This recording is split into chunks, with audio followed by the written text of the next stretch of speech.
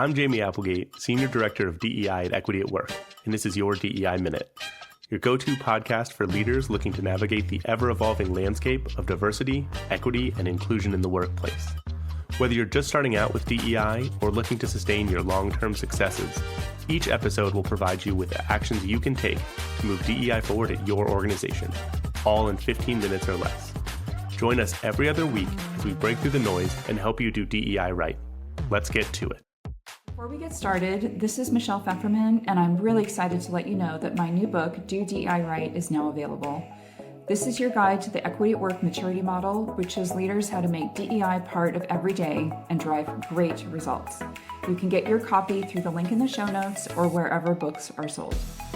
So in a previous episode, I talked about navigating executive orders as it relates to ERG compliance, and I shared 6 key tips for sustaining DEI in the workplace. So as a recap, those 6 tips were: 1, clarify your company's policies around ERGs to ensure alignment internally and then with any regulations. 2, be explicit that all ERGs, regardless of their focus, are open to all employees, that ERGs have no relation to formal recruiting, hiring, retention, and promotion processes, and that participation in ERGs is voluntary. 3, there is nothing that prevents a given employee group or event from having a specific focus. 4, companies should establish and enforce expectations around professional behaviors in the workplace. 5, companies are legally required to prevent and respond to instances of harassment and discrimination that may take place within ERGs or in any situation. And 6, employees should be reminded that it is okay and in fact encouraged for them to connect with their peers in informal settings. So in that episode, the main purpose was to make the argument that ERGs should remain in place and that they should not be dismantled. As I said then, the decision to eliminate ERGs will harm employee experience, which will in turn harm organizations. Nobody is happy when something that they really like is taken away, and this absolutely holds true for employee resource groups. What I didn't share more about in that episode was what to do when your organization has made the decision to keep ERGs in place and open them up to everyone to make sure that they're compliant with regulations. How do you do it right? So let's talk about it. If your organization has decided to make ERGs open to everyone, they should remind everyone of a few core principles. Number 1, the focus of a given ERG is tied to a specific group's experiences. For example, an ERG that is focused on the experiences of Black employees should focus on just that, the experiences of Black employees, regardless of who all is in the room. There are good learnings to be had by both Black employees and non-Black employees, but the conversations and discussions should always center around the experiences of Black employees. Number 2, ERGs should be designed to promote connection, community, learning, and growth. While they should absolutely be spaces for hard conversations around challenging topics like discrimination, harassment, and inequities, they can and should also be affirming and positive spaces where people feel welcomed in.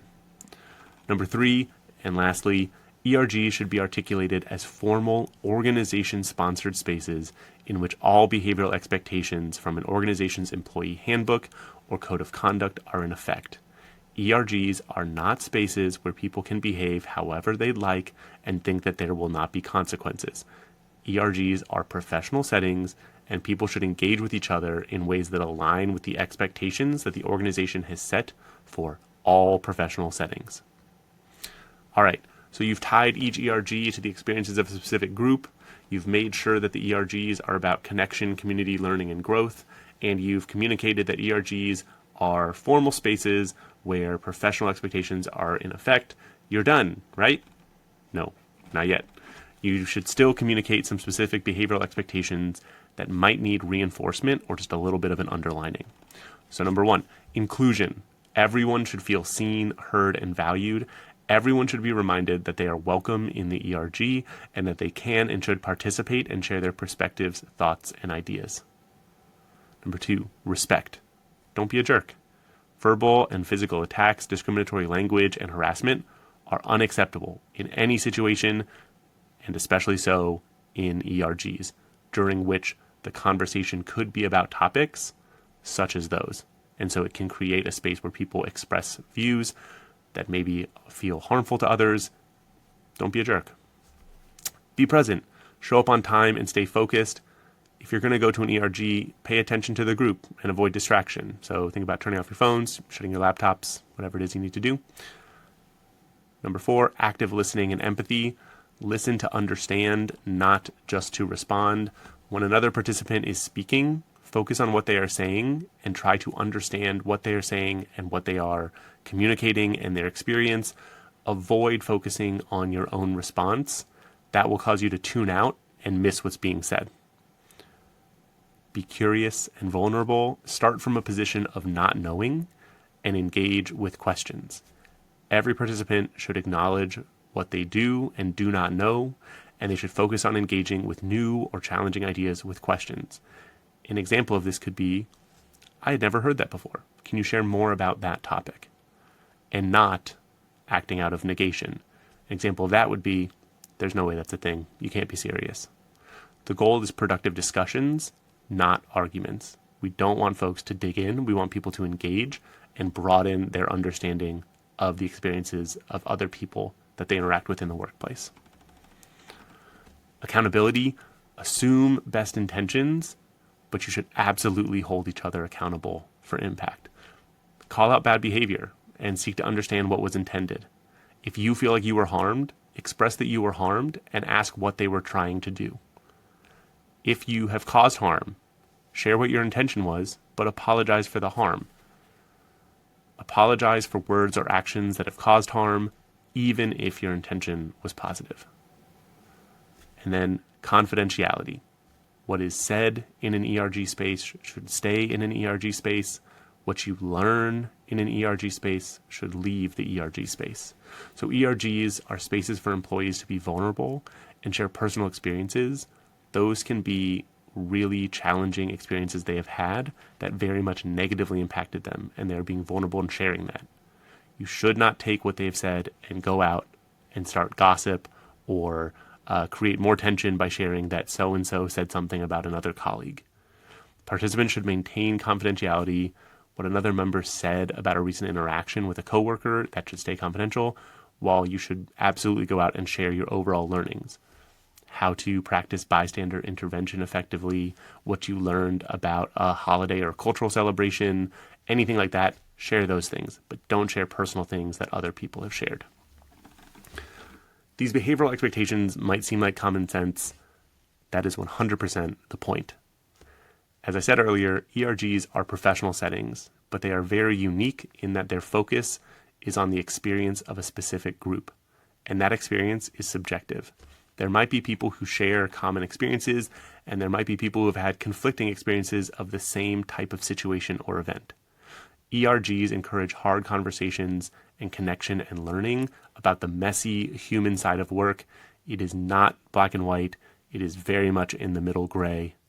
The purpose of setting behavioral expectations for ERGs is to ensure that everyone knows what's expected of them when they enter the ERG space together. So setting a baseline, one, it confirms that we all know what's expected of us, but it also allows each person to feel safe sharing and connecting and learning and growing together. It allows each group member to hold other group members accountable when things don't go right. We cannot leave that kind of thing up to chance and just assume that people know what professional behavior looks like in every single setting. When we know what's expected, we can meet those expectations. When we don't articulate what's expected, it can be easy to make a misstep and cause harm. ERGs are too valuable to not be given the attention and structure that will support their success. ERGs have the potential to be transformative spaces for all employees to come together and build community, but that can only happen when the ground rules are clear and everyone knows what's expected of them. Setting clear behavioral expectations is the best way to set everyone and every ERG up for success. So once you've opened your ERGs up to everyone, this is the way forward, and this is the way to do ERGs right. As always, if you're working through how to continue your DEI work or how to support ERGs in this new regulatory environment and how to open them up successfully, we're here to help. Send us an email, connect with us on our website. Thank you so much for listening.